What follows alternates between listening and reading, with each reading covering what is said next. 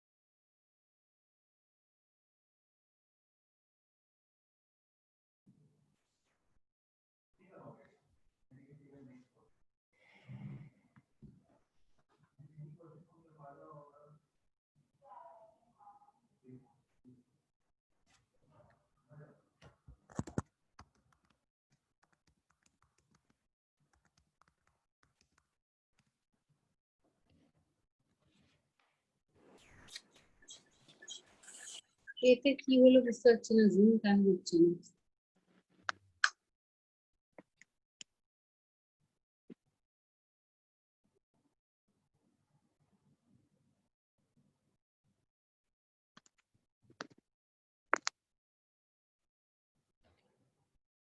Good evening, everyone. We'll be starting shortly.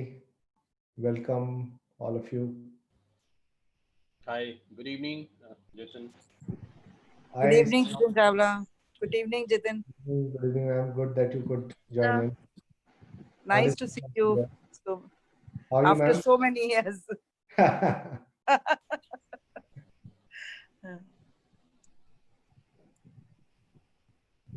So, good evening. Dr. Suman Sharma is also there with us.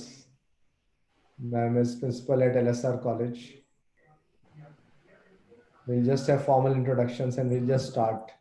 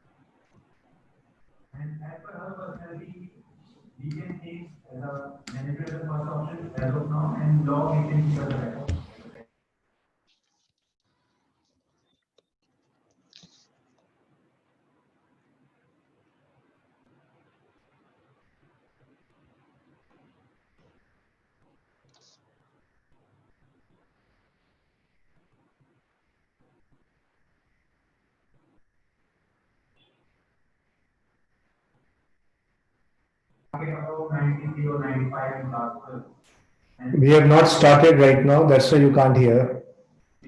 Somebody is sharing that I can't hear. We are just going to start. It's still 4 minutes to 5. So we'll just start in 5 minutes maybe.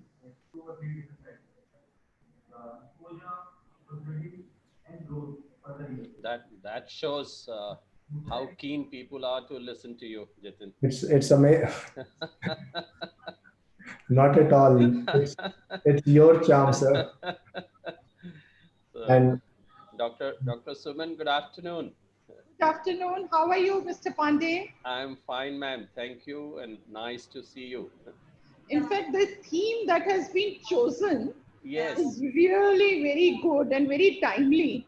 of course. Yes, absolutely. Today in the morning itself, there was a discussion. Yes, I was And about to the tell you that. Education Minister, Ji, Yeah, Ji yeah, was yeah. there. They have. Modi Saab were there. Ji. Yeah. So, were you there? This was for higher education Yes. mainly, I Yes, believe. it was mainly for higher education. Yeah. But now they are trying to break the silos, no? Yes, of course. Absolutely. That is why I was worried. Why did they say only higher education? When PM spoke, I think more about education in general than higher education in particular.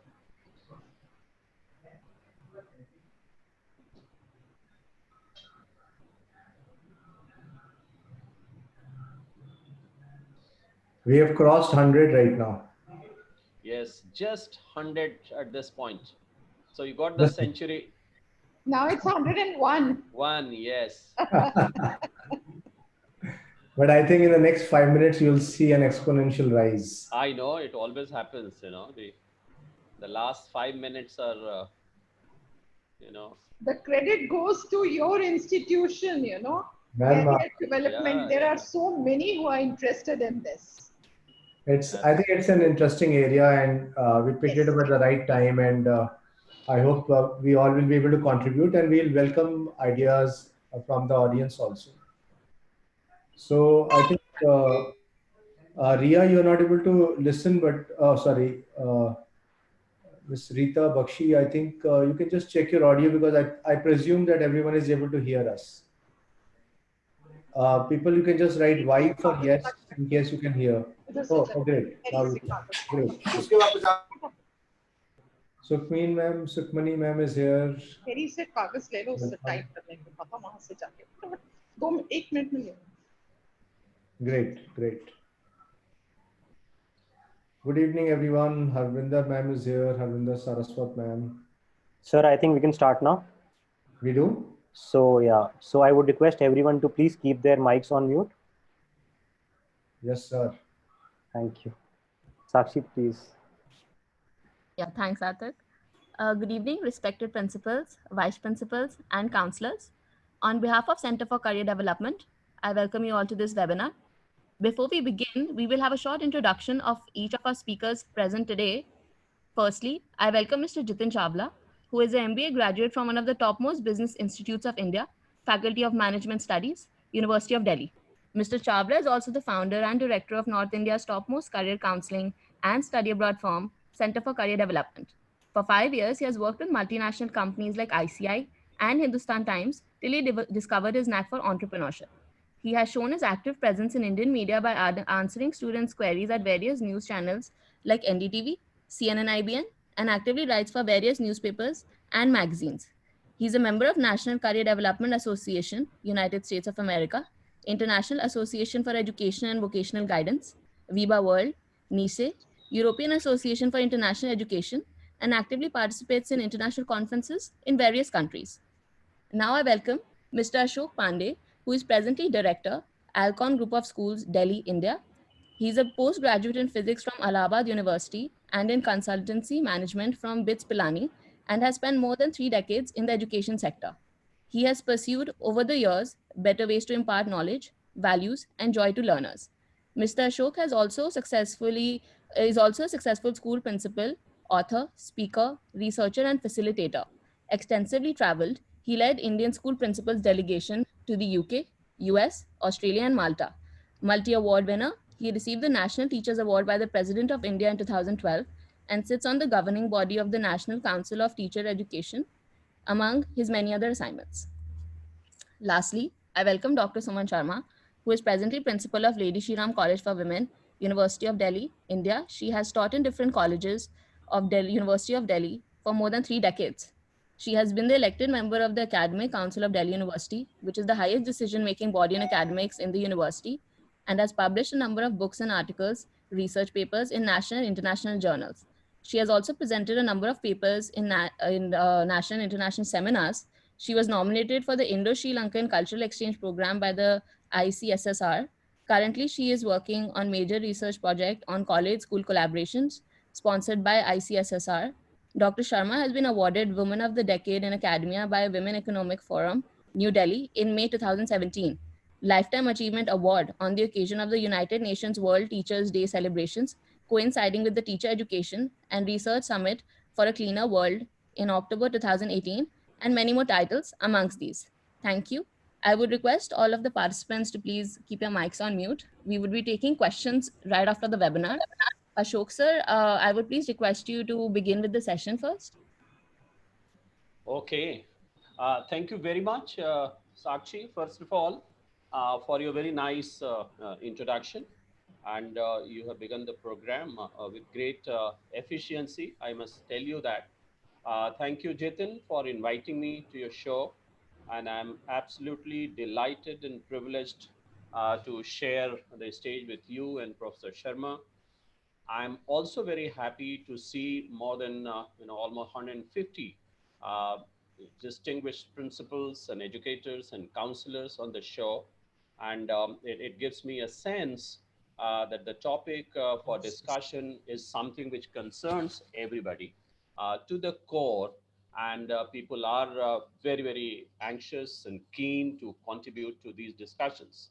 Having said that, let me begin by saying that the national education policy, which has seen the light of the day after many years, is in many way path breaking, is in many way revolutionary, and it is one of the most fantastic vision statements for any government.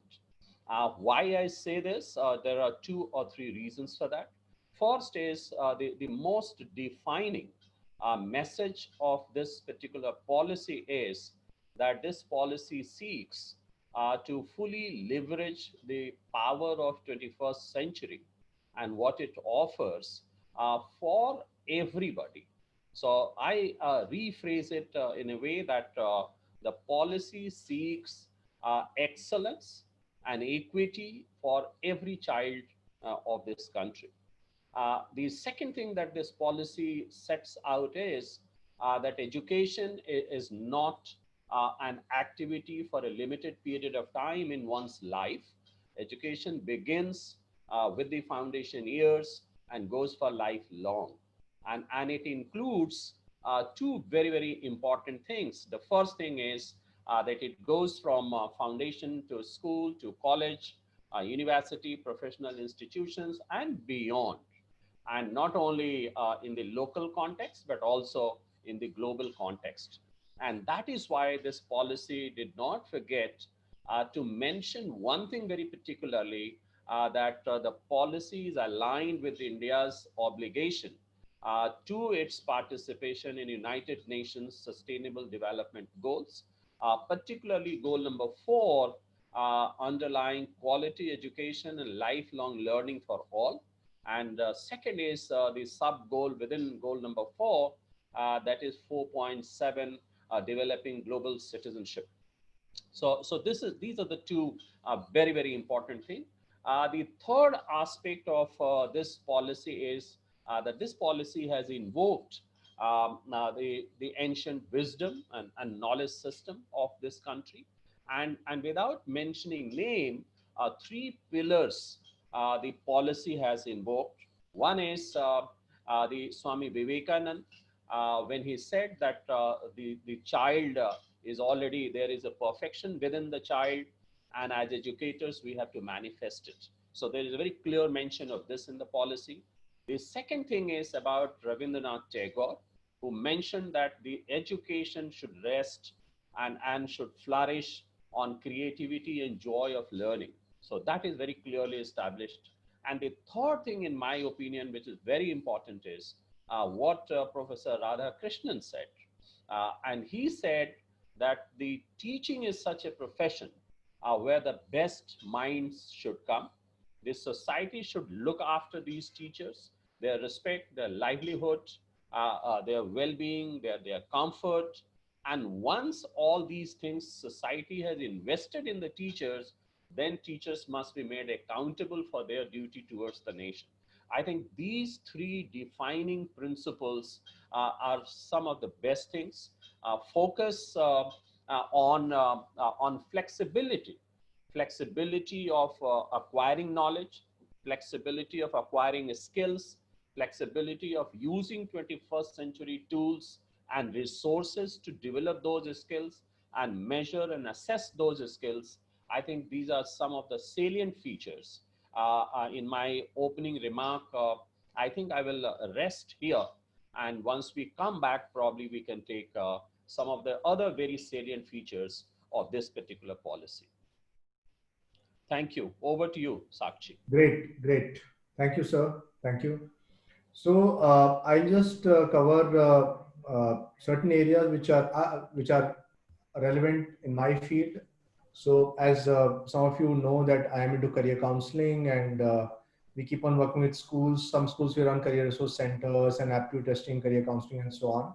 So there are a lot of changes which are happening, and apparently one is very much pleased and happy that these changes are happening at a macro level and would translate down to micro level also, so that parents and children would be able to choose better and ultimately be more successful.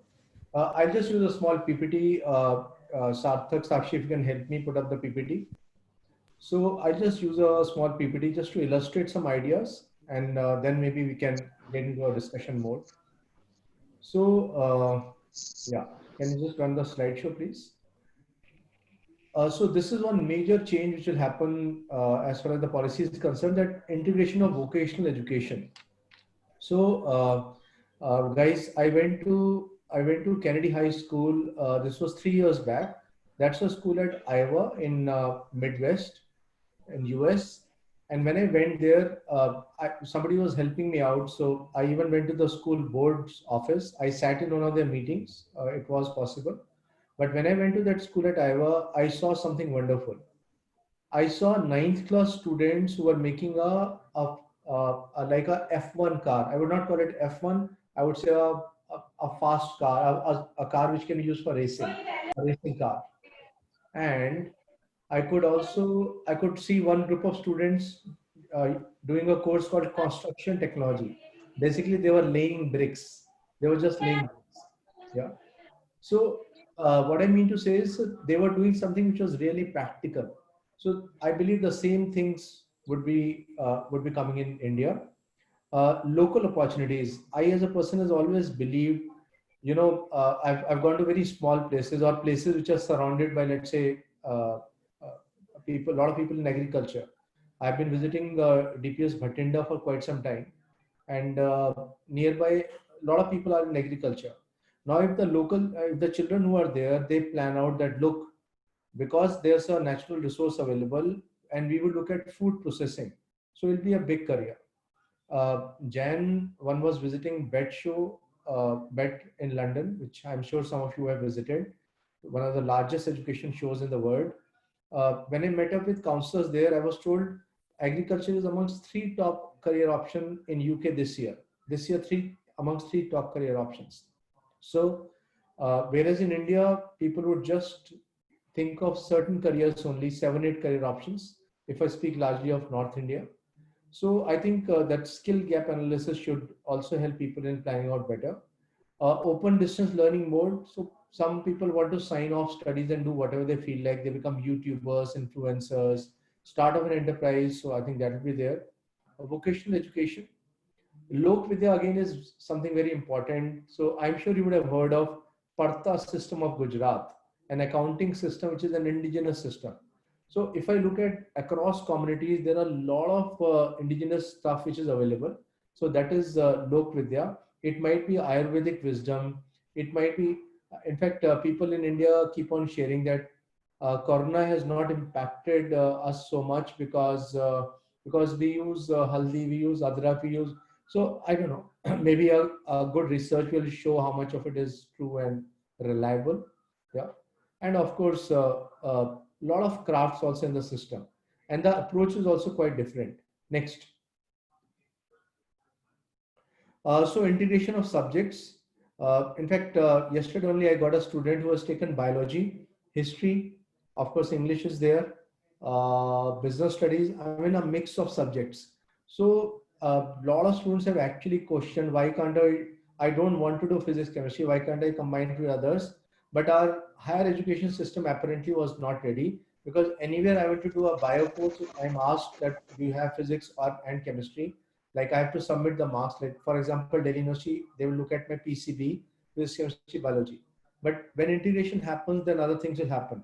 People, even career-wise, a lot of integration is happening. Like computational biology is actually data analytics and bio. So numeracy and bio. But computational biology is a very fast-growing field. It is basically predictive modeling. I can predict in South Africa in 5 years how many lung cancer cases are there. So for bio people, computational biology is hot, which is a combination.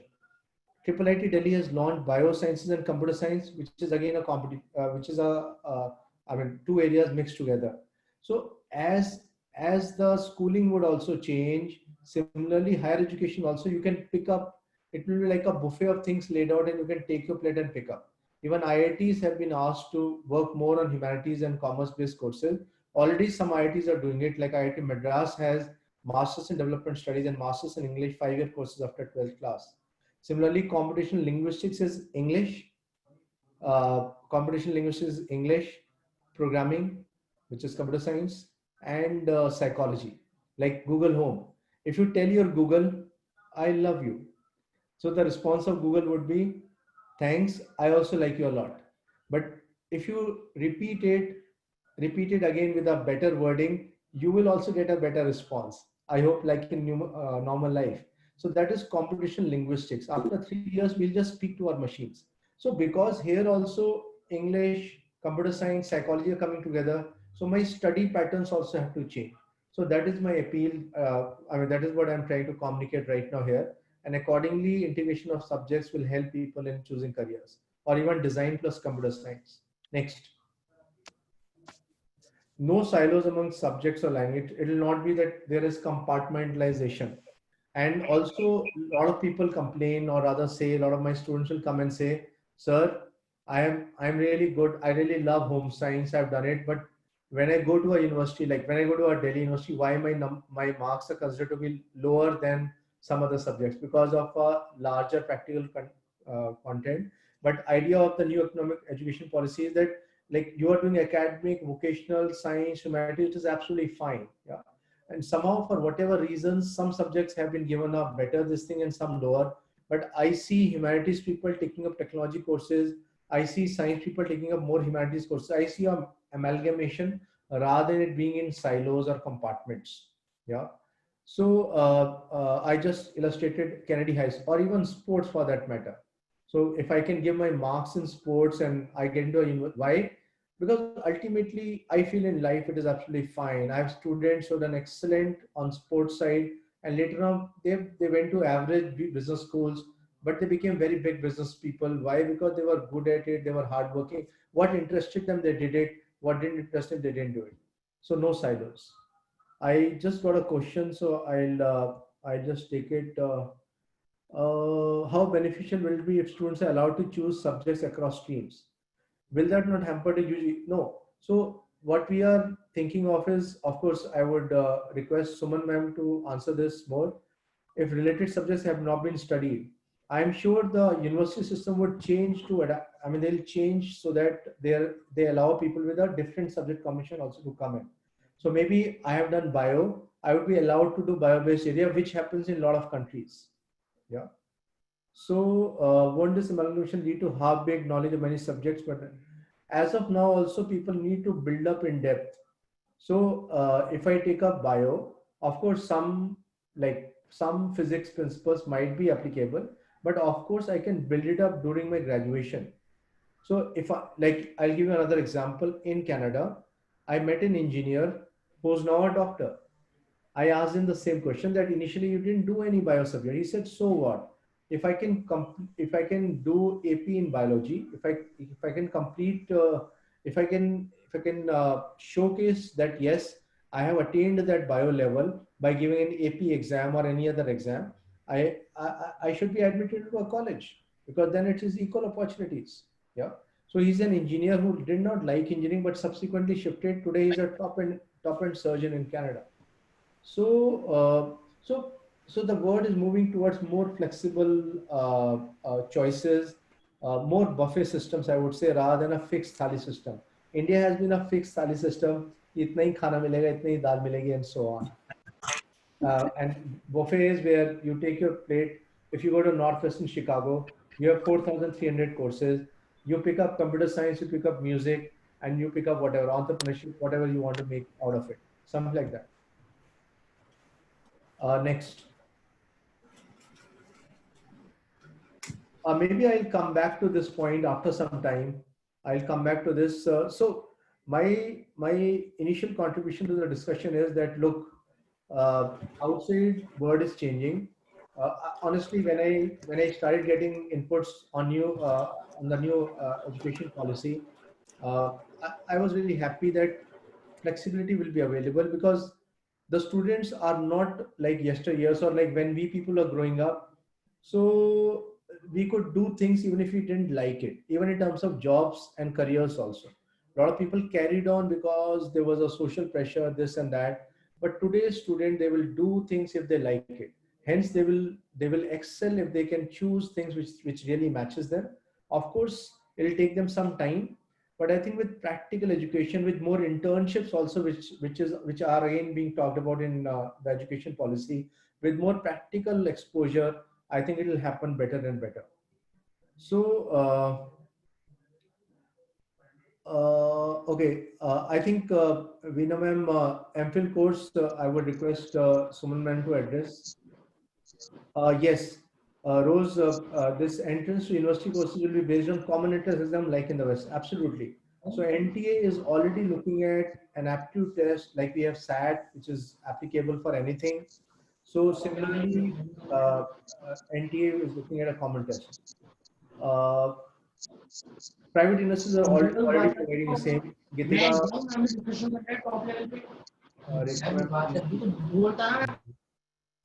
okay. So Gitika, I think the university's question, I'll let Suman ma'am handle it. Ma'am, we have two questions, which after some time you can take. MPhil course according to NEP, and Dr. Suman. And second question is, universities are, I like universities. How can they offer integrated subjects? Any changes happening? And sir, one question for you: what about planning of timetable at school level? Pandey sir, this can be taken after some time. And are we going away with 10th board?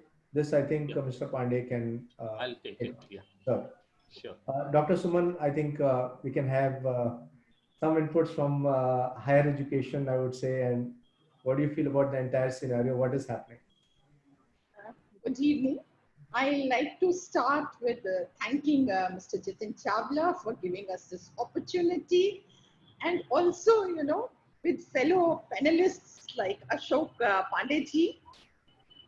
I was also very thrilled to see that there are more than 210 persons attending August gathering around.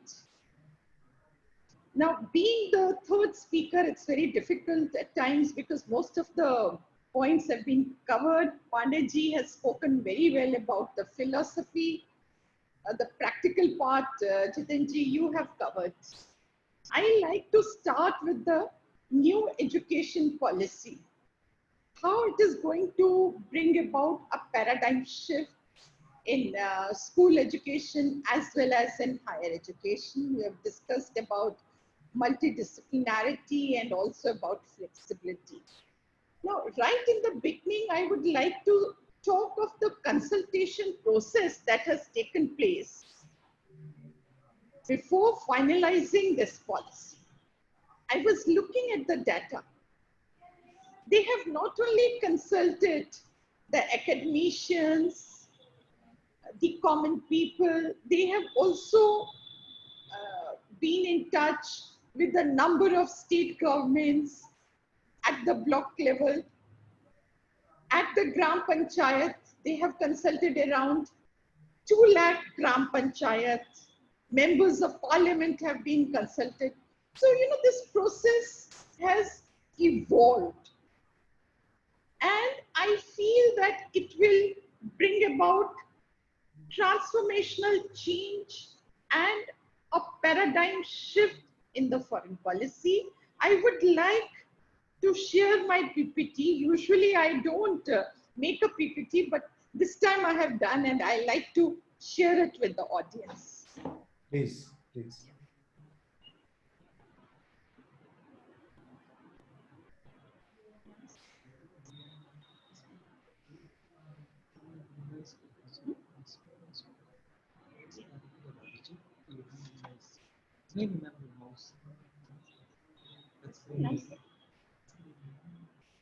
Ma'am, it's okay. I can run your PPT from here.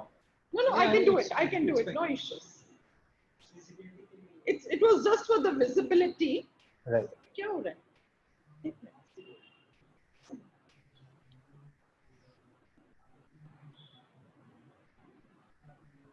I'm sorry, it will just take 1 minute.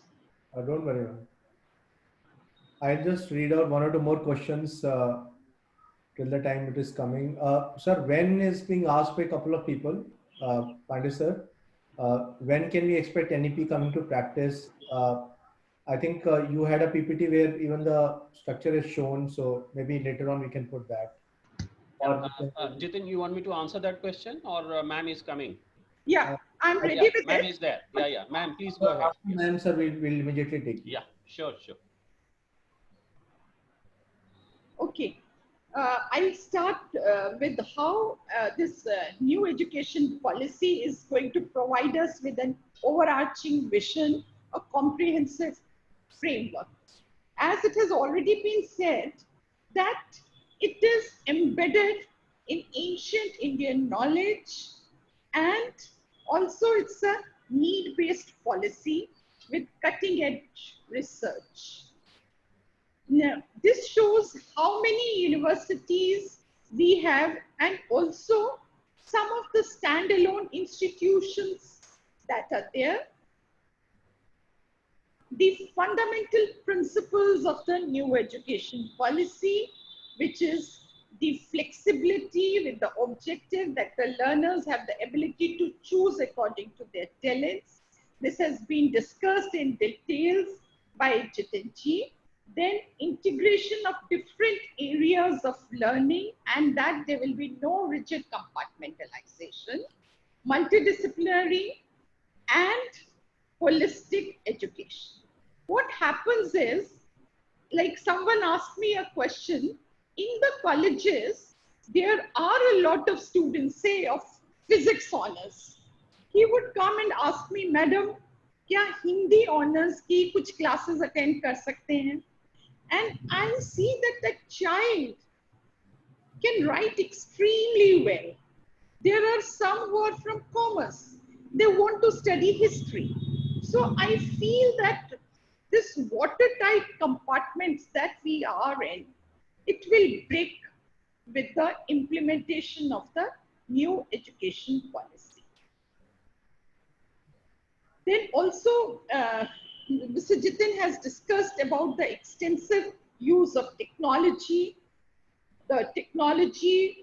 so that the Divyang can also access, the diversity, and also what we find new in this policy is a lot of emphasis on local contexts, especially in terms of curriculum and pedagogy. Then teachers and faculty members are also at the core of the learning process.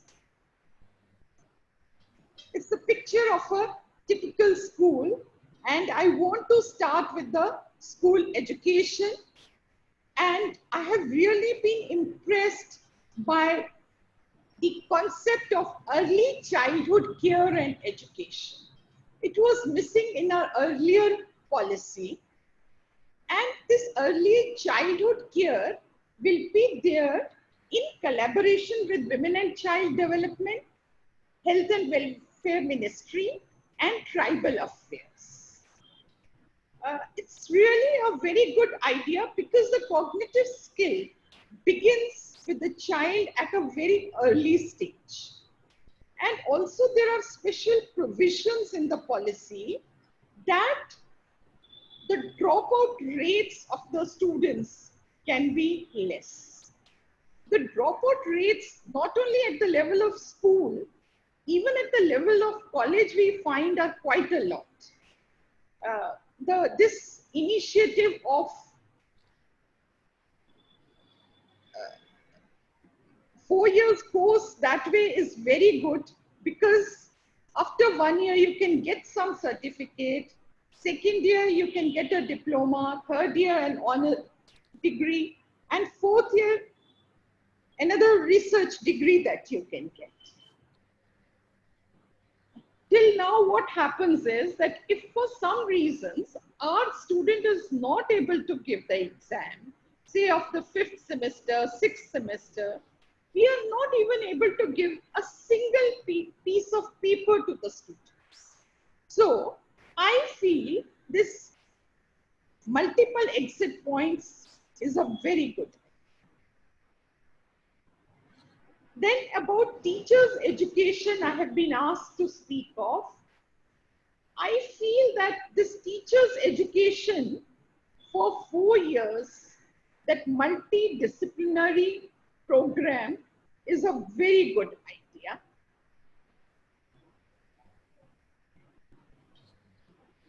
This B.Ed program, you know, in some of the institutions, it's done extremely well, but about some there are issues, and J.S. Verma was given this task, and J.S. Verma Commission report came up in 2012, which spoke of that some of these standalone teachers education institutions are not attempting serious teacher education, but are just selling degrees.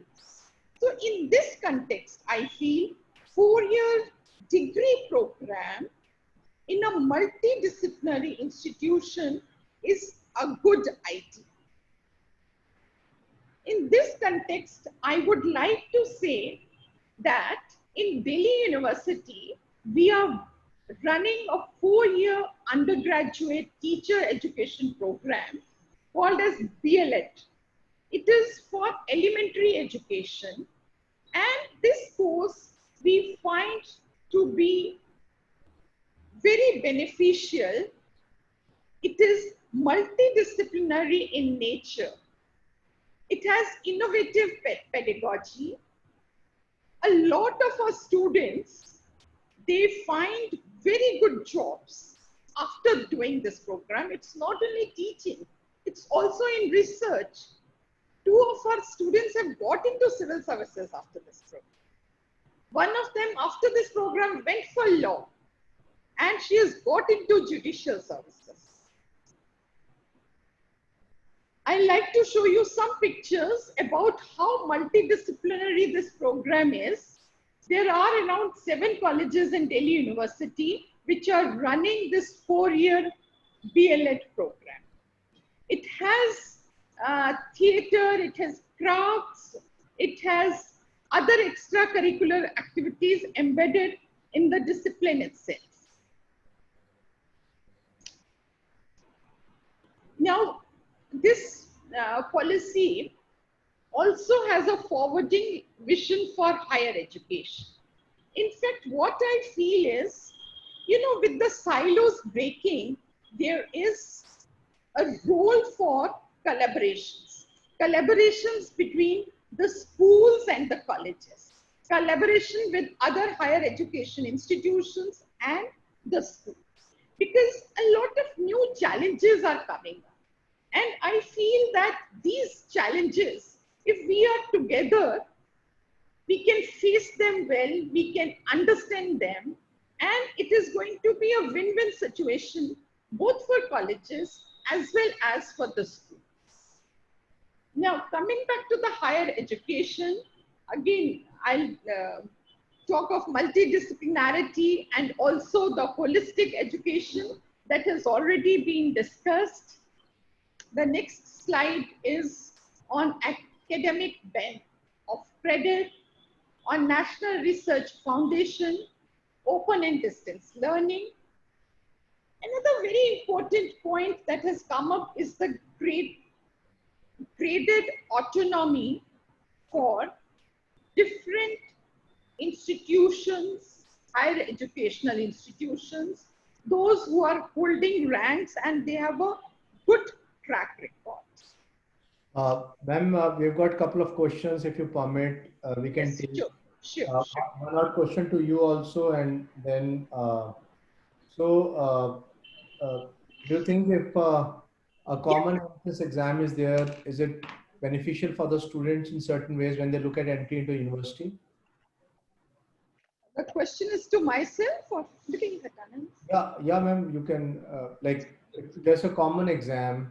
Like one is somebody's asking. In fact, I can just clear that it will not be board related. Somebody was asking that boards versus common entrance. So any board you might be from, it's like SAT. Anybody in the world gives SAT and gets admission. I mean, it's not only SAT they consider, but SAT, profile, past academic background.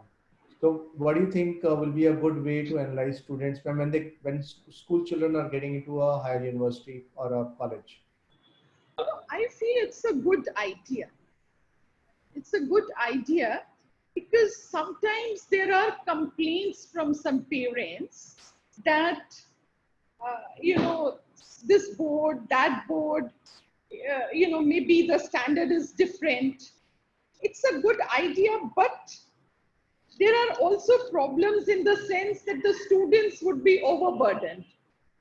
They have to write the boards, then also the other exam for entrance. Right. So it's a, difficult situation, but Understood. Yes. on the whole, I think it's a good idea. Sir, Pandey sir, so the questions which are asked before also, Yes. if you permit, I can just add one or two Please. more things. Please go ahead. Sir, one is the timeline of implementation. Yeah. Second is, would there be any change in curricula? And an associated question is, would something happen this year? And what are the changes which principals should look at, how they should prepare themselves in terms of infrastructure, thinking, teacher training? I mean, I know it's a longish thing, but how would you address this? Okay, yeah. So I'll come to them one by one, Jitin. And thank you, ma'am, for highlighting some of the profound features. Jitin, once this policy is there, now we have to wait for two things more. One is followed by the government order, and then there will be a program of action. So we have to wait for that. Post that, or you can say simultaneously, NCERT is tasked with preparing the curriculum framework. Like we had the curriculum framework in 2005, that is going to change in the light of this new policy. The fourth thing that is going to happen is that there will be a teacher education curriculum framework, which will be prepared by National Council of Teacher Education. So these things are happening, will happen, and in due course of time. Yeah. This year, will there be any impact? I'm coming to that. Jitin, I have noted down the questions. I'll answer them one by one. Now, as far as timelines are concerned, I would like the policy to be implemented on the ground as early as possible because it has come already too late. But for the schools and principals, I think the two changes will come. First change will be at the foundation level. And the only thing that can happen this year means March 2021 is making this 3 years education before class 6 integral to the main schools. So those schools which are having nursery and KG before class 1, they will have to add one more year. Because the children were going, if they were going to class 1 at the age of 5, they will go to class 1 at the age of 6. So that is the only thing that can happen in 2021 March. As far as class 9 is concerned, the children who are in class 8 this year and those going to class 9, probably they will have to follow the +4 system, which is included in this. That is 5 plus 3 plus 3 plus 4. Those children going to class 10 in 22, and then 23 class 11, and 24, 25 in class 12. So that will be the timeline. But in between, there was a question by somebody that will class 10 board go? No, nowhere it is said that board will go. The only change that will happen is in 9th, 10th, 11th, and 12th, it will be a semester system. So there will be two parts like we had earlier in the CCE system. Now the 10th and 12th will remain the board examination for the final one, but I'm sure the assessment process will change. The curriculum will change definitely, because already there is a talk in the policy that the curriculum will change, it will be reduced. And the focus will be on the core curriculum, core skills, measurement of core skills, and therefore some changes can be expected there. So these are some of the things. I think I have answered the questions that you have raised. But one thing that is my personal reservation about the common entrance exam. You know, common entrance exam is good for equalizing, as ma'am has rightly said. But she also pointed it out, and then it burdens the children. But more than burdening the children, Jitin, my reservation is that if children know that I have to ultimately write an examination to get entrance to my college preference, then dilution of 11th and 12th will again take place in the same manner, and opening the door for coaching and things like that. And children will again not come to a school to have the full benefit of his schooling and experience. That is where I have little bit of reservation, but let us see how it pans out. Great, great. Thanks a lot, sir. And thank you, ma'am. I still have more questions flowing in. I think questions are flowing in very fast and I would say furious. I mean, very, very fast. So I think quickly we'll answer one or two. I'm just quickly saying, answering Faima Rashid, ma'am, you said philosophy and business in class 6. Would it not be too early for the children? I think one, a lot of things are happening much earlier. So when I speak to my brother's son, who's a 10-year-old kid, even last year when he was like almost 9.5. So in my first conversation with him, he said, "Chachu, can you lend me some money?" I said, "How much money do you want?" He said, "I want $1 million." I said, "Chachu does not have so much money lying, like he somehow feels that I'm very rich or something. So I don't have that kind of money. But what is the least amount I can do and what do you want it for?" He said, "Chachu, I want to start my own company." I said, "Why?" He said, "I want to be an entrepreneur like you." I said, "Fine. So what is the least amount I can give you?" He because he does not have this thing on money, he said, "Okay, give me $100. I said, "Fine, done. What do I get in return?" So he says, "Chachu, I'll give you 10%. Now this is a 10-year-old, 9.5-year-old kid speaking. "I'll give you a 10% stake in my company." I said, "If I increase it to $500, then okay, Chachu, you take 50%. Yeah. So he said like that. And believe you me, I playfully, but I'm talking to him about what problems he want to solve. You know what problem he came up with first? Because as an entrepreneur, you'll typically ask, so what problem you want to solve? He says, "Chachu, I want to help endangered species." I said, "But who will give you money to help them?" Yeah, it's a CSR, it's like a social issue. I don't know, can you create a business out of it? And so on and so forth. I mean, we discussed when COVID was here and so on. So this is, today, if you look at, I want every one of you, please look at it. look at the teen millionaires, the teen entrepreneurs. I don't know if you watch Shark Tank, you'll be amazed by what is happening and what young people are able to achieve when sufficiently empowered. Yeah. It is today, it is word is limitless. Why? Because online nobody asks anybody's age. I make an online game, it becomes famous. I can earn in millions and maybe even billions of dollars. Yeah. So it is not about somebody's age. Unlike earlier, where I had to physically be present and show my face, whatever businesses I was doing, and negotiate and so on. Today, it is what it happens online. So Yeah. as things are changing, Yeah, I think. Jitin, Jitin, I'll Yes. just come in for a minute in response to this question, which you have already addressed. Please. Introducing a subject in the form in which Madam has said philosophy and business studies is one thing, but exposing children to the skills, philosophy, the policy mentions that this policy will focus on developing curiosity in the children to go for Gyan, Pragya, and Satya. It is mentioned very clearly. It is only philosophy. What is the philosophy of knowledge? What is the search of truth? And what you are talking about is entrepreneurship. Entrepreneurship is a skill. It has to be social in every sense of the term. Of course, it has to be a profit making so that it can be sustainable. So for entrepreneurship, ability to take risk, you have a problem and you want to solve it. I think these skills will definitely be there. And that is what the message of this whole policy is all about. Great. Dr. Suman, if you can also share about the FYUP program, we had a question in between. So Delhi University already implemented FYUP and it went on for some time. I mean, how is it received? What was happening at that time, and any inputs from there? Ma'am, you are mute. Ma'am, you are mute.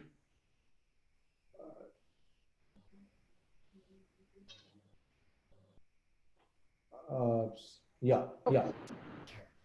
I feel that time the course was going on well. There was some confusion at the policy level, or maybe Delhi University was the only one which was implementing this course. Now, during that time, I realized a lot of students were doing wonderful research projects, because for the first time in undergraduation, they were being marked for research projects, and research projects were done in collaboration. It was not that one project has been given to one student. They were doing, say, 10 of them were doing it together. So they learned how to manage the things together, how to do research. They were given 6 months, and I feel that it was going on quite well. Another thing that students were finding it very interesting was, for instance, the students of social sciences, they were also studying mathematics. Mathematics not in the form of a conceptual thing, but mathematics which is of daily use. So most of the students were finding it interesting. And I'm sure now, if it is being implemented in a number of universities, it will be quite. Jitin. Yes, sir. Jitin, I'd just like to add here that the earlier version was for everybody, and which is all its attendant features. Now what the policy says is that it allows for multiple entry and multiple exit. And I'm also responding to a question in the chat box. Somebody has asked, what is the use if a child, if a student does 1 year and comes out of it? Yeah, there was. So let me address combining them both. So I think let us imagine for a situation, we are a country of 1.3 billion people. Every child by force has to do some graduation because they have no other alternatives to vocationalization or job. Just one scenario I'm painting here, you complete your first year and then you get a job. Now, what do? I think job is your priority at that point of time. So the only option is that you waste your 1 year and you go and take a job and forget about studying for the rest of your life. I think this policy makes that correction, says this 1 year of credit in the form of a certificate is logged in your digital credit bank. And during your job, you come back, complete your graduation, enhance your future prospects. So that way, I think this flexibility and this allowance for lifelong learning is something beautiful in this program. So, just to build up on this, when parents and children come to us for career counseling, even after graduation, there are parents who would say, "Let my child do masters first, and then we'll look at any work experience, even if the child is getting a job." Yeah, which a lot of times as a career counselor, I would be like, "No, let the child get experience first, so that one can choose what masters you want to do." Yeah, but somehow there's a fear amongst Indian parents that probably over the years it has come down, but still it is there, that once my child starts earning, he or she would not study. Yeah, which is a slightly Yeah, irrational fear, it is unfounded in my opinion. but somehow Indian Unfounded. parents still feel that.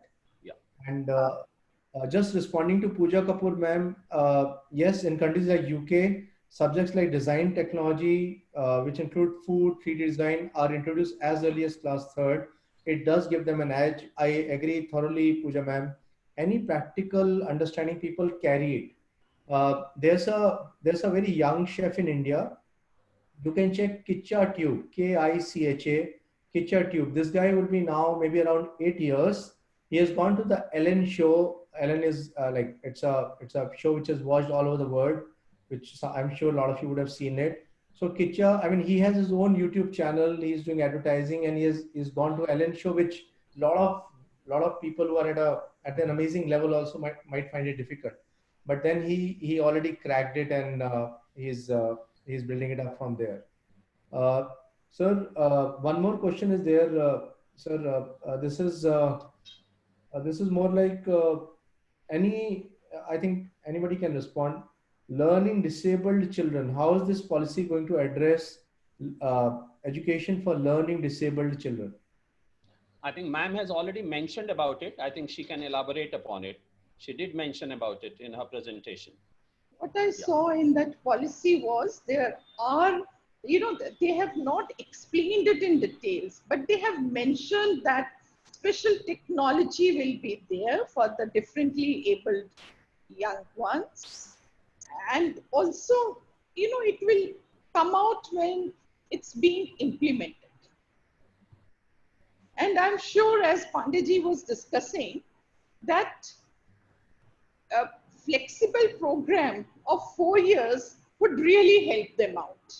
Because if they want to exit after 2 years or 3 years, they'll get a diploma or a degree.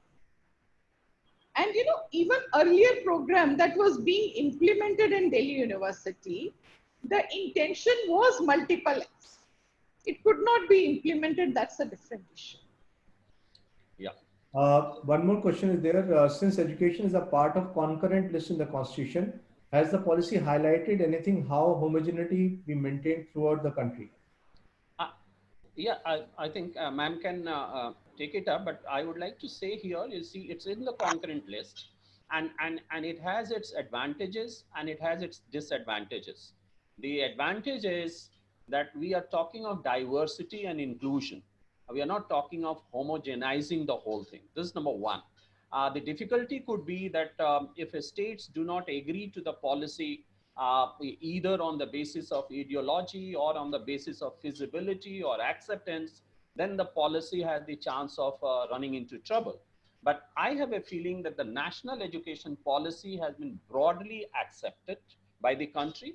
And Dr. Suman Sharma explained the massive consultation that has taken place. So if it has come from the village panchayat to Delhi through such a massive consultation, I would not see any reason why anybody will renege from that, why anybody will come out of this policy. So I think the policy implementation will be very smooth, but it is desirable that the local context, local compulsions, and local preparations are included in the implementation. Great, great. Then Nina ma'am had a question. I think I missed it somewhere.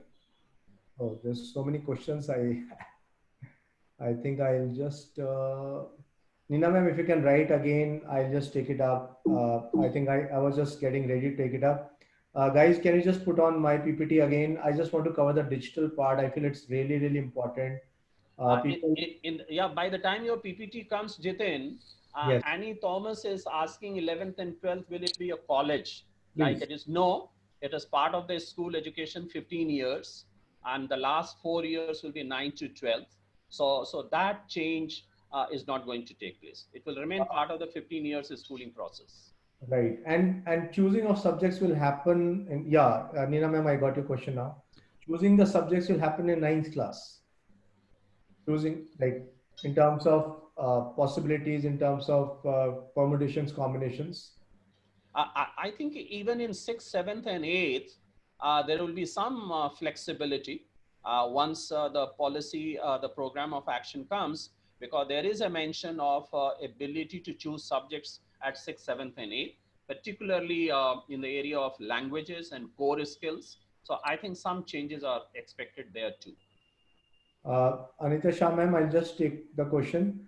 Nina ma'am, internships, I think it'll still take time because even the corporates or even like a lot of people intern with startups, I actively help my students go for internships.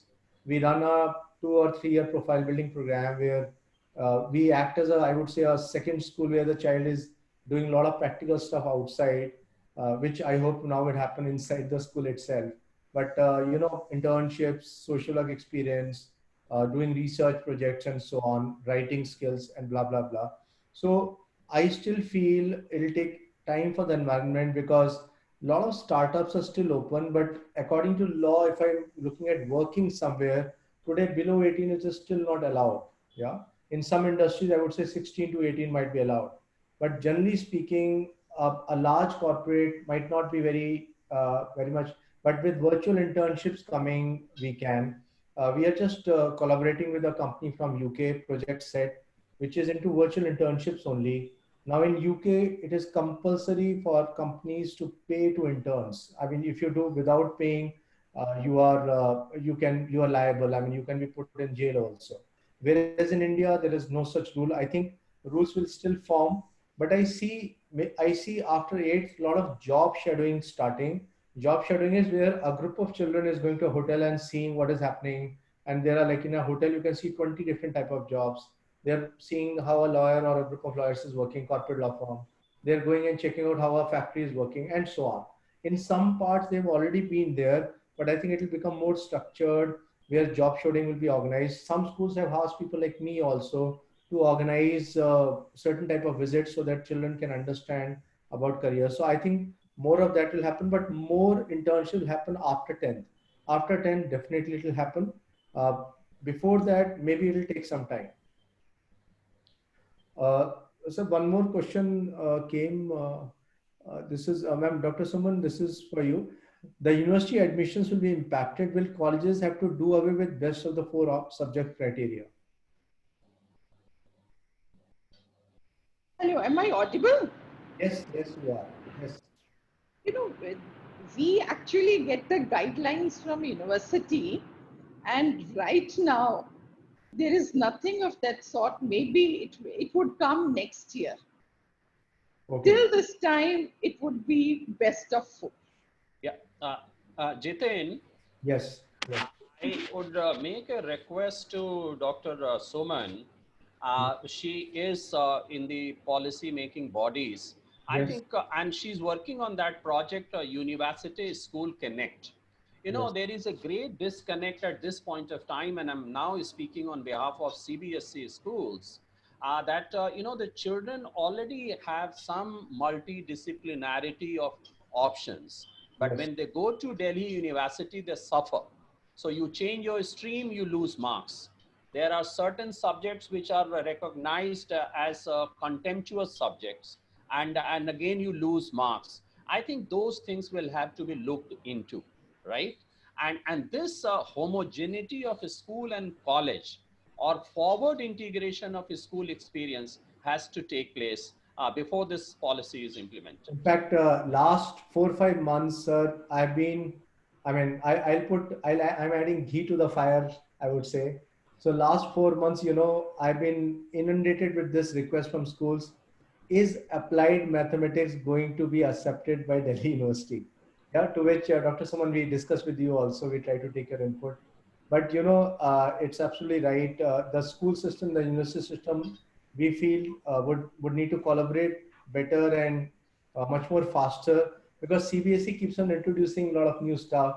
But at times when the children go to the university, like economics honors have told people that no, you take the Purana wala maths, that is going to be fine.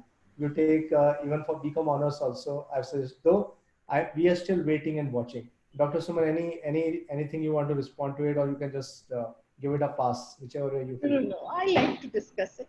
You see, what has happened is that in Delhi University, it's a big body. It has a federal character, and decisions are taken at the level of academic council. Now, there were complaints from some parents that in some subjects, I would not like to name the subjects, in which the practical part is quite a lot. The students get a lot of marks, while those which are in theory, they don't get that much. So the decision has been that if the practical part is 35% or less, only then those subjects are added.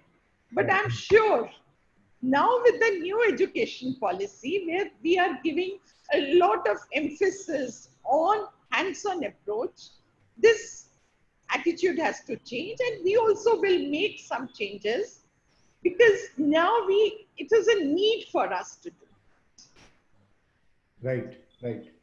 but not this year. I So don't think so it will I'll be. just take one. Preeti ma'am's question is very exciting and written in detail. So I'll just complete the digital part and then we'll jump onto the questions. Guys, can you just hold on to the questions for a minute? I promise I'll complete it in a minute and a half, like a true Indian. Yeah, so I'll quickly start. Don't take me otherwise. I was just pulling you. Okay, emphasis on digital literacy. This I think is really, really important. People, I'll submit, I myself, I had to really push myself, I would say pull, sometimes kick myself to get action on this.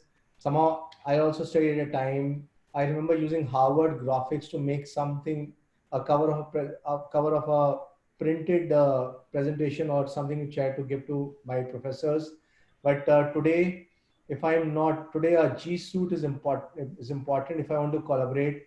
The moment I start interacting with people internationally, and not now, I'm speaking 3 years back, 4 years back, people would say, oh, you're like Zoom, WebEx. Sham Chandra was here, he's from Canada. So I think 3 years back, we were interacting and we were doing some stuff together. And he would always say, WebEx pe aaja, WebEx pe aaja. I said, what is WebEx? I mean, we never used it. And today, of course, all of us are using Zoom, Microsoft Teams, and in fact, this is the positive thing of COVID, that everyone has got onto online. But Google Drive, like these are very, very small things I'm sharing. Today, whenever I'm recruiting at my office, I always ask, do you understand Google? Do you understand Excel? Yeah.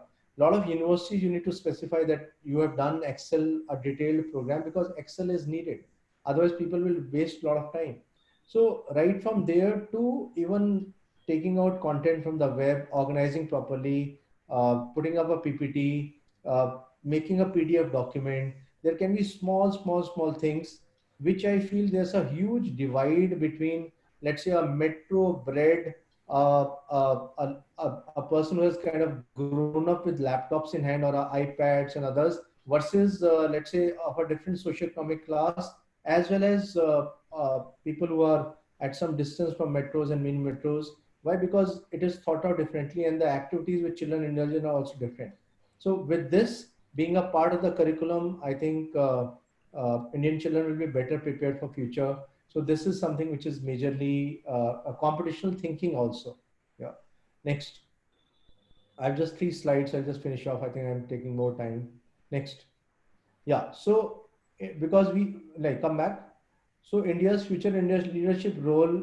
See, somehow we have proved ourselves to be very good at mathematics and computer science, generally across the world. Yeah, from our earlier days when we would be perceived as a nation which has a lot of naked children running around and so on. today the perception has changed in terms of we having been blessed with computers. I mean, across the world you go, there are Indians working on these areas, even finance, mathematics, and so on.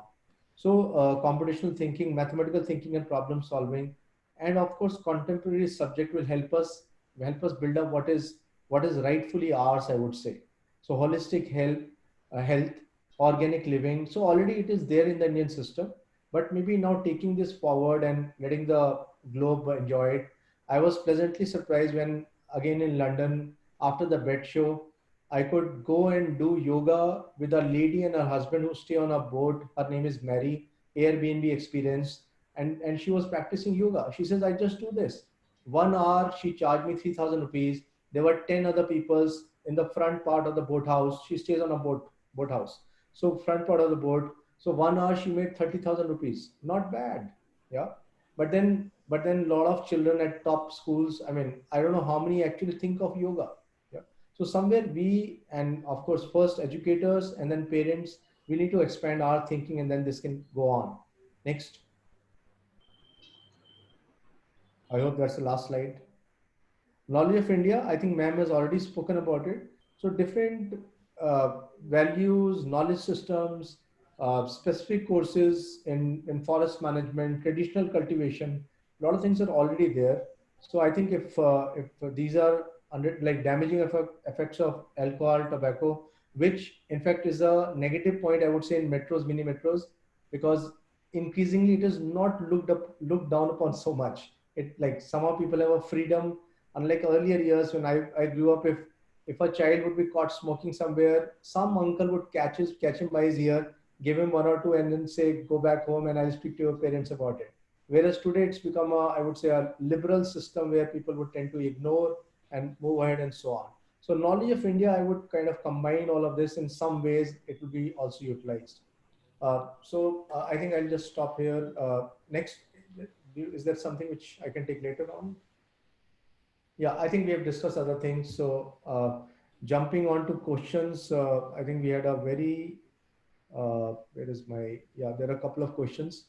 Sir, if we can, MPhil degree to be discontinued, a recommendation that is likely to affect equivalency of MA, MSc through WES. Not really. So if the 4-year degree comes in, that will be similar. If the 4-year degree comes in, then it will be similar to other countries. But lot of countries don't require MPhil for PhD. So Preeti ma'am, if you can connect with me, I can give you more data on this. MPhil ma'am, Dr. Shuman, anything you would like to mention on discontinuation of MPhil program? I feel, with changing the 4, then maybe for MA, which is for 1 year, discontinuation of MPhil is okay, because then you can get those who are really interested in higher education or they're interested in research, they can then directly register themselves for a PhD. Now also there are some candidates who can get themselves directly registered, but most of them, I would say 99% of them, they have to go through MPhil. So there's no harm in deleting MPhil from this. Dr. Pandey, there's a question, removing international language like English and expecting the country to compete at an international level, how it would be possible? Because again, the policy speaks about Hindi and other local languages being used in teaching learning process. So, No, it would not be correct to say that removing. I mean, what do we mean by removing? You see, it is always said in the policy in a very balanced way. And let me tell you, in the policy, the language occupies the most space. Almost 15 paragraphs have been included to explain and to nudge people the importance of mother tongue. Nobody denies that.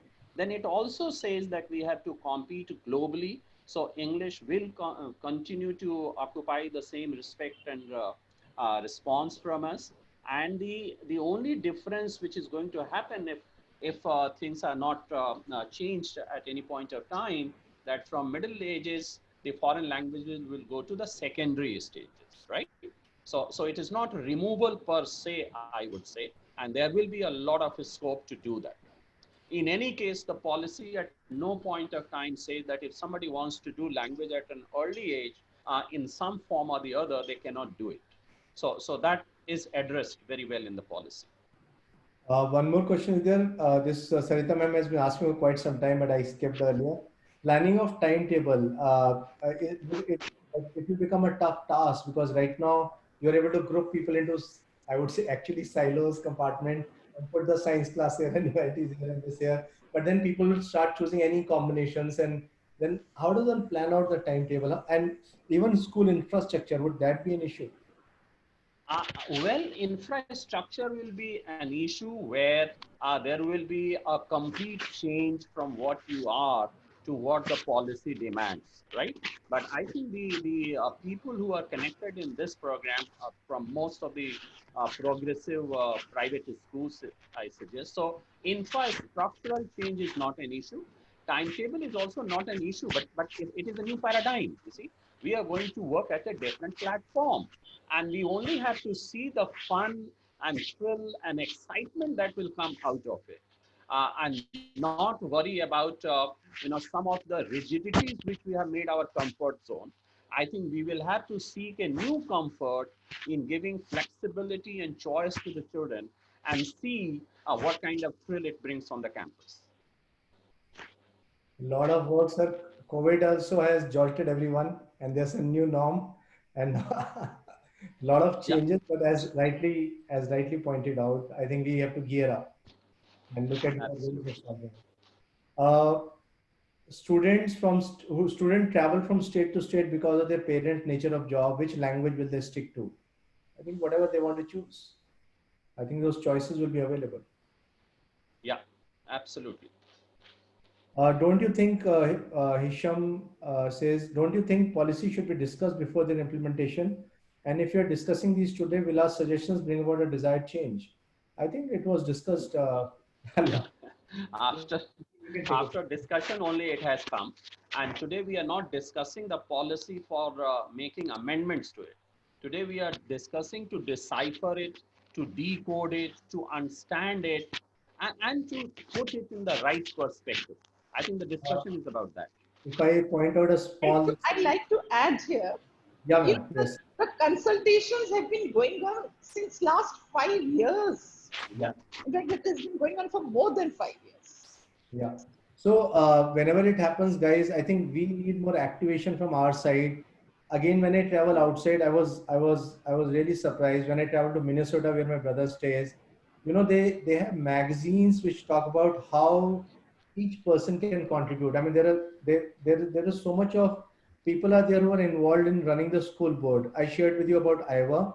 So there was a professor of a university.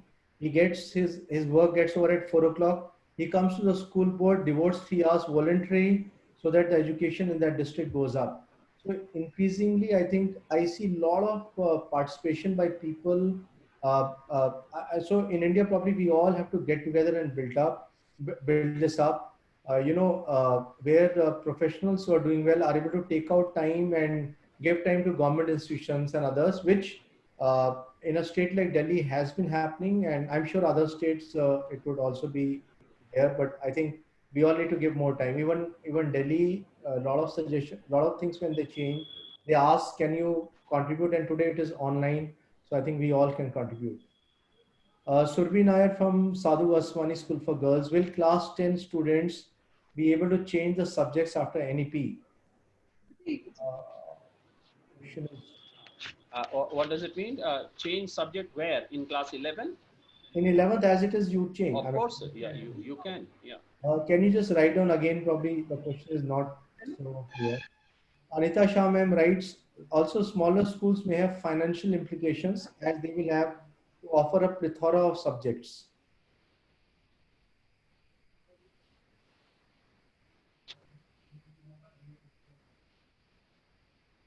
Anybody would like to take it?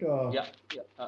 Say again, what is the question, Jitin? Smaller schools may have financial implications as they will have to offer a plethora of subjects. Yeah, so, as far as compulsory subjects are concerned, they will have to have.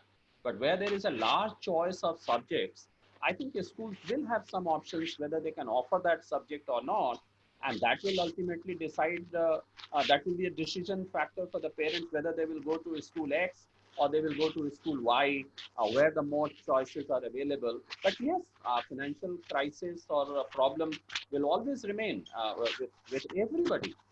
But we have to manage things within our financial constraints. Preeti, again addressing your questions, a lot of places I can go after masters to do my PhD.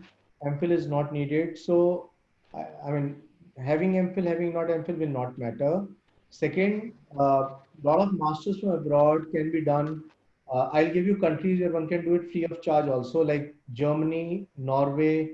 Uh, uh, you can do even Switzerland, Czech, ETH Zurich, University of Zurich. You know, as a specialist career counseling firm, we have been helping people go outside, and I deal with all kinds of levels. I've helped people. Uh, I've helped people who are earning 5 lakh rupees per annum go abroad on a shoestring budget with a clear cut. You know, you go to Prague, University of Economics, Prague. Your course, the fees is 3.4 lakh per annum. The living staying expenses 4 lakhs, and if you manage well with internships and working, you can easily bring it down to 2 lakhs. So that's total of a 5 lakh per annum kind of a kharcha. Yeah, which a lot of people find easy. But of course, if you look at, a lot of times our decisions are that we're looking at only 4 countries: US, Canada, UK, Australia. The moment we look beyond it, it is cheaper. But I can still do masters in India and do PhD. I mean, having MPhil, having not MPhil will not hamper. Even WS, when they assess, there are a lot of children we have put in with 3 years and they have gone to Canada and US, except for very few universities. Others are ready to take them. But still, if you have any query, you can just, I'll be giving my numbers. I think I have a small, this thing also, I'll just quickly show it to you. Sir, this is a timeline. Dr. Pandey, would you like to share this with the people? Yeah, so I think I did mention something about it. I think this PPT appears absolutely fine. 9, so 21, 22, as I said, will be implemented in class 9, and that will go to class 10. And similarly, so the first 12th class board, as per the new policy, will be 24, 25, as I said earlier. But this year, if in next 2-3 months the groundwork is done, probably these foundation years addition will take place this year itself. MPhil for clinical psychology. So Shubha ma'am and one more person, Pranati ma'am, both have been asking this. So this, honestly, I'll need to research if any. I mean, I'm not so sure about it. Suman ma'am, any inputs on MPhil for clinical psychology? Because typically, for being a clinical psychologist, it is accepted by RCI and so on. So we'll have to see, and maybe RCI also changes rules. I don't know, but as of now, I need to research on it. One is okay. Next, I just wanted to show you some connects. Can you just put on the PPT, and if you can highlight where our numbers are there, because some people they have more queries. Sarthak or Sakshi, can you just put up the PPT? And next, we'll come to this later. Next. Yeah. Just can you go up, Sarthak? Can you? Okay, this is one number. In case we guys keep on, no, come back. Yeah, fine. What? Can you just put it stationary? So we guys keep on working with schools, and even, can you come back? I'll show these schools also. Yeah. So we keep on working with schools all over India and outside India also. We are working in Kuwait, Nepal, and so on. We do a lot of workshops for 9th, 10th, 11th, 12th, and we are preparing workshops for 8th class, which is completely video based, and even we'll prepare for 6th and 7th because the ideation has to be different. I'm using my brother's kids as experimental, this thing where if I can convince them to sit, because the younger one is like 10 years and keeps on moving a lot. So my brother said, if you can make him sit for 1 hour and listen to you, then you are good. Otherwise, just get lost. Also, one more thing I like to highlight. So this young guy, he was in 2nd class. The school assessed him, and he was really doing well in maths. And he was put into, we were all invited. By chance, I was there, my brother, wife, and all. And while he was in 2nd class, he could go and attend maths of fourth class. They invited the parents and asked us, do you want him to understand maths of third, to participate in maths of third or fourth grade? So we unanimously agreed we'll go for fourth grade because he's really good. So he did that, and now he's competing in a district level competition. What I'm trying to say is the school kind of recognized a special talent and gave the child an opportunity to attend a higher class.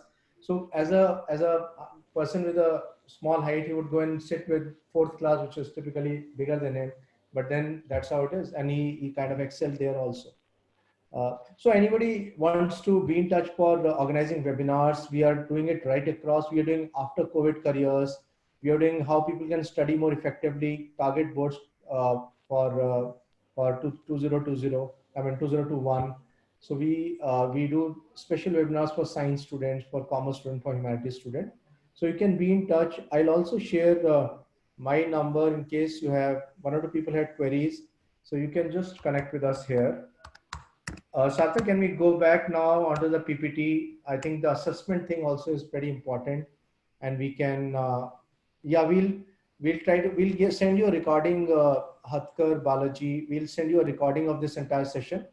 This is being recorded, so we'll send it to you.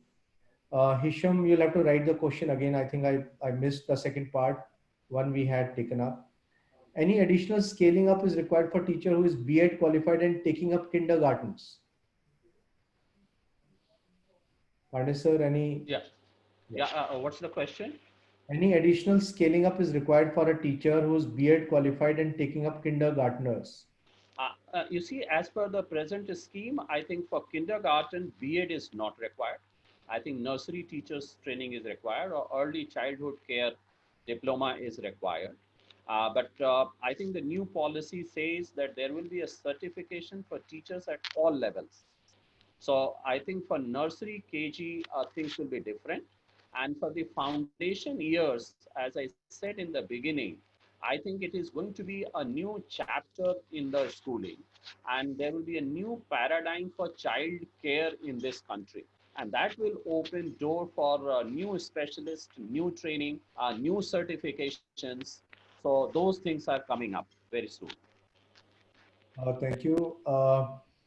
There's another question. For PhD in foreign universities, many universities ask for published paper, which normally we can't do in MSc. Why? I mean, Surbhi, I have students in 11th and 12th who are researching and publishing, or at times, there's a journal in US, so we have helped them in. So at any stage, you can publish a paper. Of course, it has to be really good and in-depth research, an exciting topic. So I've helped students take up topics like school children, maths in movies, how maths can be used in movies. We took one for psychology person. She was in first year.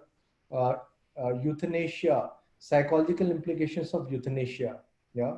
So we have taken up a lot of them. Hisham, I think we answered this. Policies should be discussed before implementation.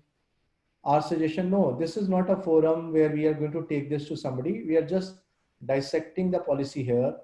I think Hisham, we can connect with me separately also if you want. Maybe I can connect you to some group where they are working on taking it to the government. Right now, we are just gathered here, all school people. And of course, ma'am is from LSR, principal ma'am. And we are dissecting the policy and helping you decode it better. Thank you so much. Thank you very much. How would colleges and professional bodies take NEP? Minu Sharma, ma'am. Dr. Suman, if what is the response? I'm sure in your circles, and what is happening? What is the general chatter and talk? Am I audible? Yes, yes. You see, there are obviously some apprehensions, but at a large scale, we find that it's a very, very welcome policy. We are going to welcome it, but there are apprehensions regarding its implementation, how it will be implemented. But there are new opportunities which are open for us. Yeah. Yes. I think any policy, we are a diverse democratic country. So the policy is receiving from cheers to jeers, as I call it. But by and large, there is very euphoric exciting response from the academic community. And the policy itself says in its paragraph 27.1 that the real test of policy is in its implementation. So Right. how the nation's will be marshaled and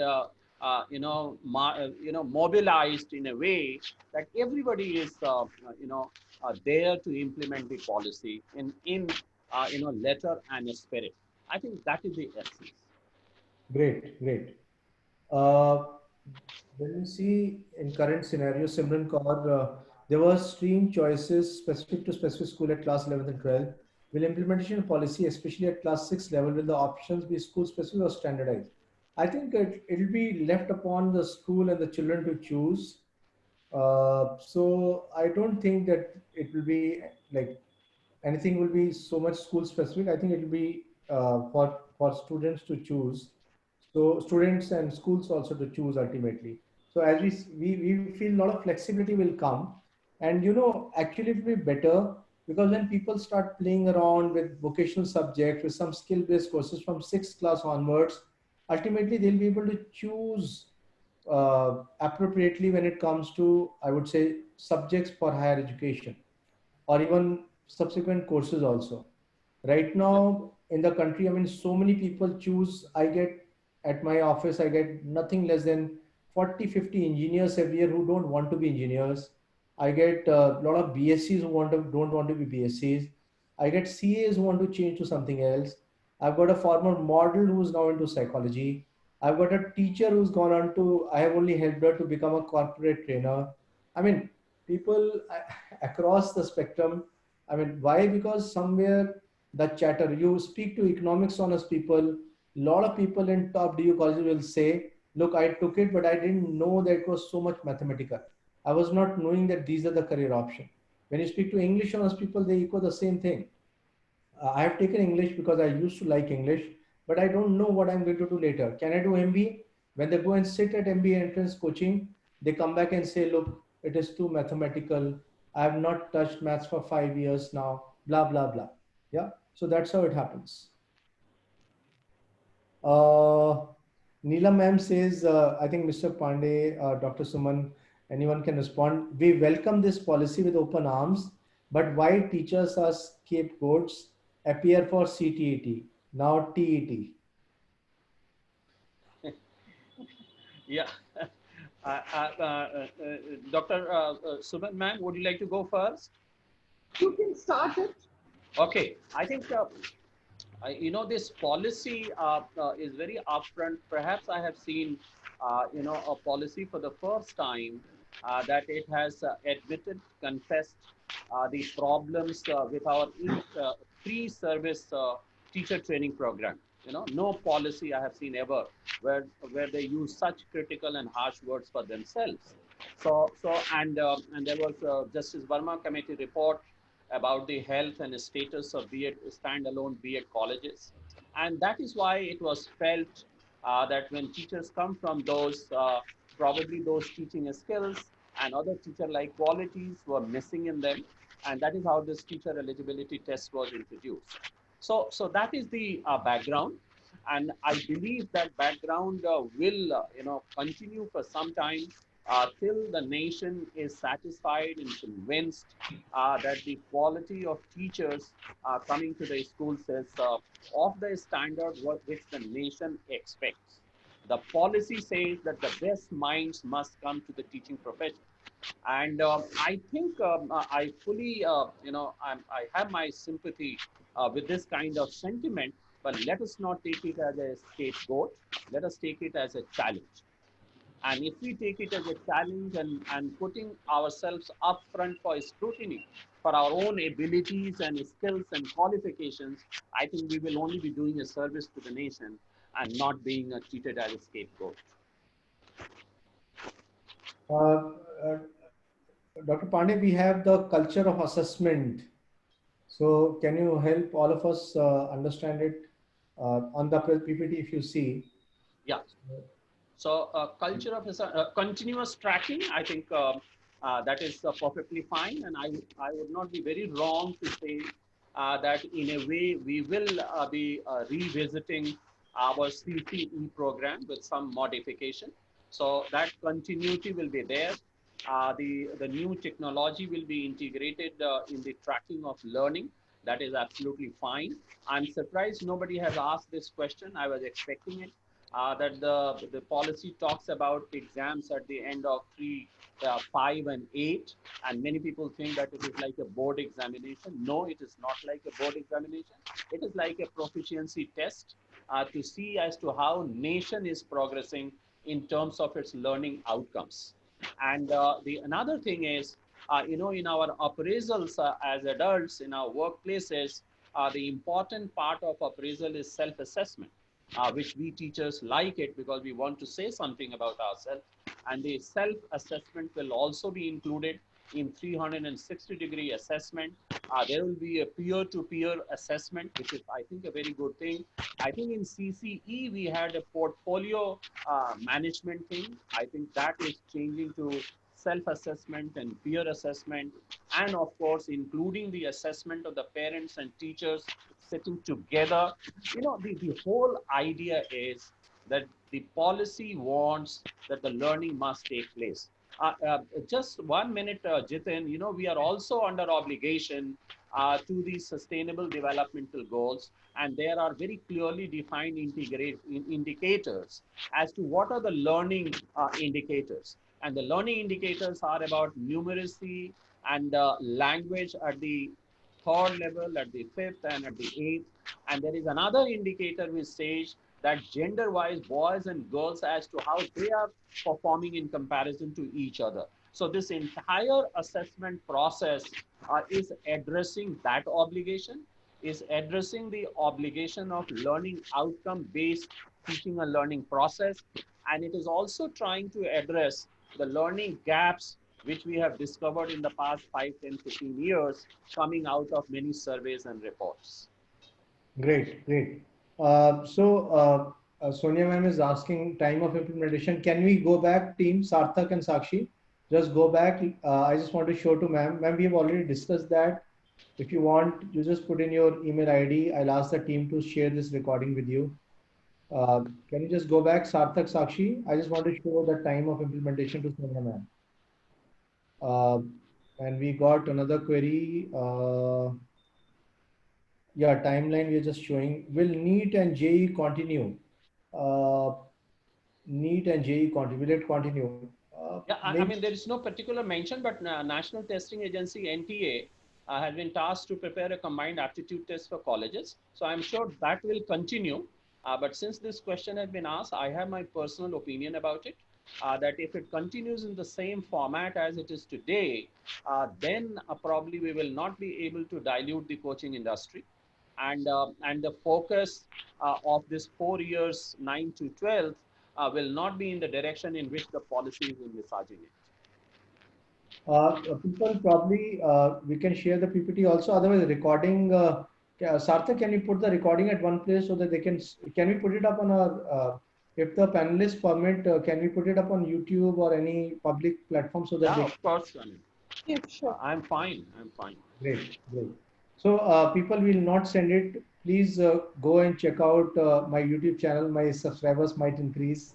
Yeah. Okay, I'm just joking. I'm speaking like a YouTuber now. But honestly, I've put about 40 plus career videos on YouTube, which also you can share with your students. So again, I'm repeating, my apologies. I should have said it earlier. We would not send we'll not mail you the PPT. On YouTube, you can just go and download it. Sarthak, if you can put our YouTube channel on YouTube, you can search for Jitin Chawla, you'll get it. Sarthak, you can just write, ma'am, don't put your email IDs, but you can just download it from YouTube. We'll put up this entire recording on YouTube, and I'll appropriately decorate it also initially so that you know that this is what it is, and you can have a look at it. Sarthak, anything else in the PPT? This was the timeline, Sonia ma'am. I think you might have joined in slightly late, but Dr. Pandey had covered it 2 times, in fact. So this is the timeline which is available. So you can have a look at it on the YouTube channel later on also. We have just shared our YouTube the YouTube channel with you. You can just click, and if you subscribe, you can keep on getting. We do a lot of videos about DU, about other universities, study abroad. So if you subscribe, you can keep on getting a link to that. Next. Sarthak, can you just go last 2-3 minutes? I think anything else? That's it, sir. Okay. Gurmeet Kaur ma'am says, I want your webinar in the school. Ma'am, we'll be very happy to do it. We kind of extended ourselves and we are doing a lot of webinars, and I like to do it also. So Gurmeet ma'am, you can just share your number privately so that my team can be in touch with you. Team members, you can save the chat so that any people who have said requested for connect, they can be connected. Sir, one is upskilling required for in-service teachers, and any last words you want to share with the audience right now on your education policy? Yeah, so thank you very much, Jitin. I think we are at the end of it. And since you talked about upskilling of teachers, I think teachers are learners first. And at no stage in our career, we should think that there is nothing for us to learn. And teachers are and students are co-learners in the entire teaching and learning spectrum. And in today's time, I think all the teachers have realized that they have to be a specialist, be a first-rate, subject matter expert, be a content designer, make first-rate videos and podcasts, develop expertise in assessment, and so many things are coming. I think there's a huge scope for specialization for school teachers.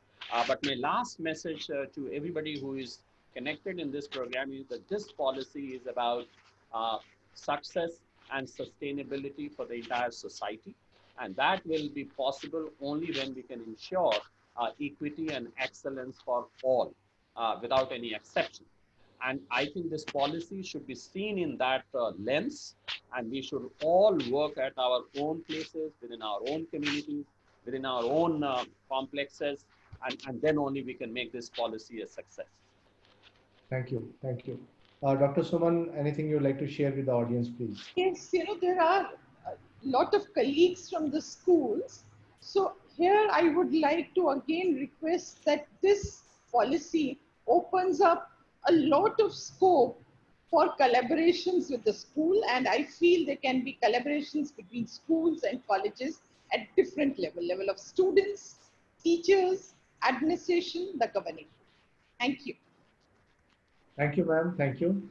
So I would like to thank everyone for joining in. Of course, my special thanks and gratitude to Dr. Ashok Pandey, Dr. Suman Sharma for making this happen.